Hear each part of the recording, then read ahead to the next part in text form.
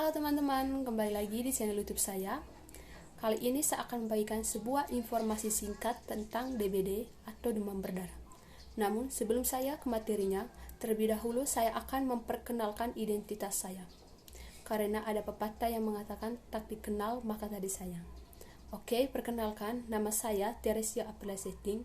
Saya dari program studi Sarjana Keperawatan Unika Santo Paulus Ruteng dan sekarang sudah semester 3. Baik, untuk tidak memperpanjang waktunya, kita langsung saja ke materinya. Let's go.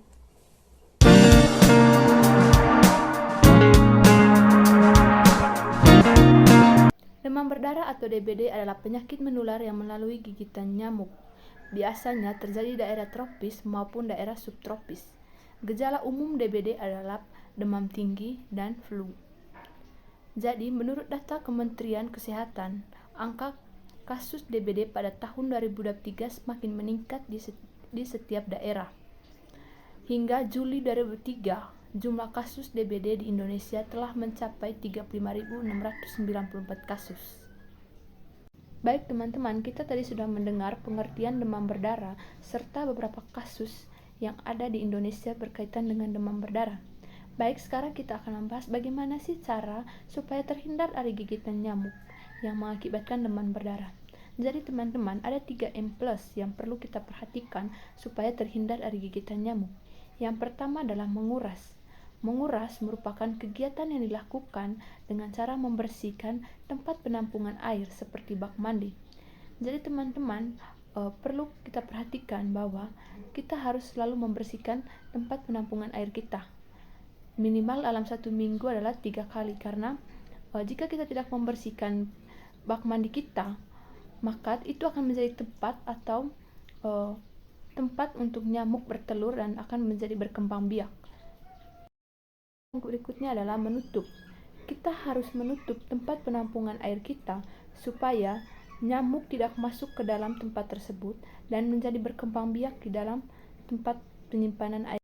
Dan M yang ketiga adalah memanfaatkan, di mana kita harus bisa mendaur ulang barang bekas atau barang yang tidak dipakai lagi dan tidak membuangnya di sembarang tempat, karena penumpukan sampah juga akan menyebabkan tempat atau sarang nyamuk untuk bertelur dan berkembang biak semakin banyak.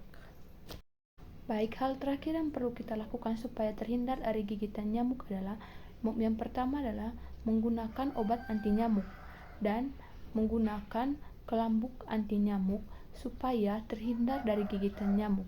Dan yang perlu diperhatikan juga adalah kita harus tetap membersihkan lingkungan sekitar kita supaya tidak ada tempat buat nyamuk untuk berkembang biak. Baik teman-teman, dari penjelasan ini dapat kita simpulkan bahwa gigitan nyamuk itu tidak boleh kita sepelekan, karena gigitan nyamuk ini sangat berbahaya untuk kesehatan kita, karena ini dapat mematikan atau membunuh seseorang yang sudah terinfeksi dari gigitan nyamuk tersebut. Dan perlu kita perhatikan juga tadi bahwa kita harus tetap menjaga dan melestarikan lingkungan sekitar kita supaya tidak ada tempat untuk nyamuk berkembang biak. Sekian dari saya. Terima kasih.